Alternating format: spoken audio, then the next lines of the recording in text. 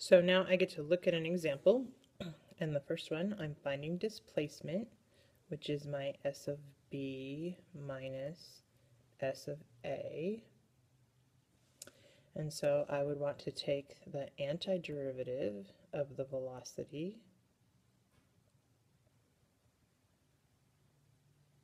and I would want to do that from a to b, so from 0 to 3.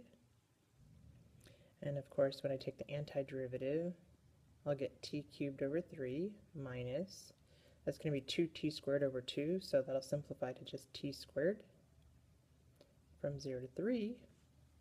And then when I plug in 3, I'll have 9 minus 9 minus, and then I'll plug in 0. So the total displacement was 0. Now to do distance, I want to take the integral of the absolute value of velocity. Because remember, sometimes it's going forward, sometimes it's going backwards. And so yes, that means I need to do a piece function. So that absolute value, I have to look at, oops, I forgot the 2. When is it going to be positive? I'm just going to erase that because that's very messy and it's bugging me. When is it going to be positive, and when is it going to be negative? So of course I need to figure out, well, where does it equal 0? And then if it's greater than 0, obviously it's positive, and if it's less than 0, it's negative. So I took my function, set it equal to 0, and then I made a number line for those answers. This is in fact a 2, even though it looks like it's not.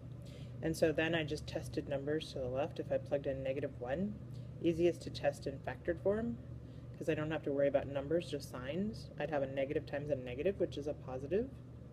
And if I plug in +1, I'd have a positive times a negative, which is a negative. And if I plug in 3, I'd have a positive times a positive, which is a positive. So I'll know that I get to just drop the bars if it's already positive, which would be x less than 0 and x greater than 2. That was meant to be a comma. And then I'll know that it's negative. So if it's negative, remember I have to negate it.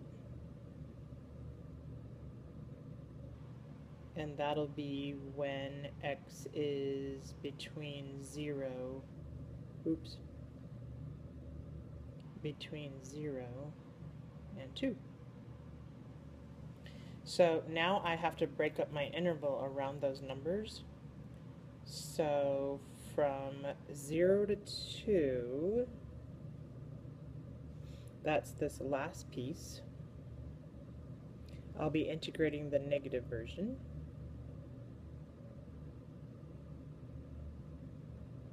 And then on the other parts, remember I have to go from 0 to 3. Oh, so that already takes care of part of it.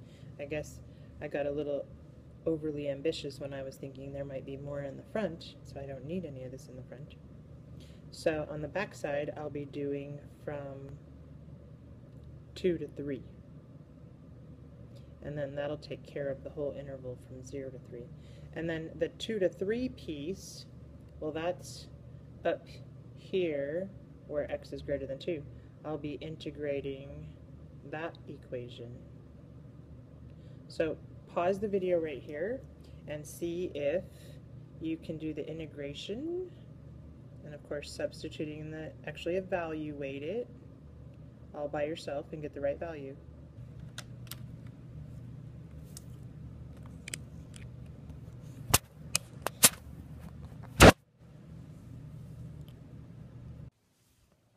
So check your work, see if you got all your arithmetic right. Final answer, 8/3. See you in the next video.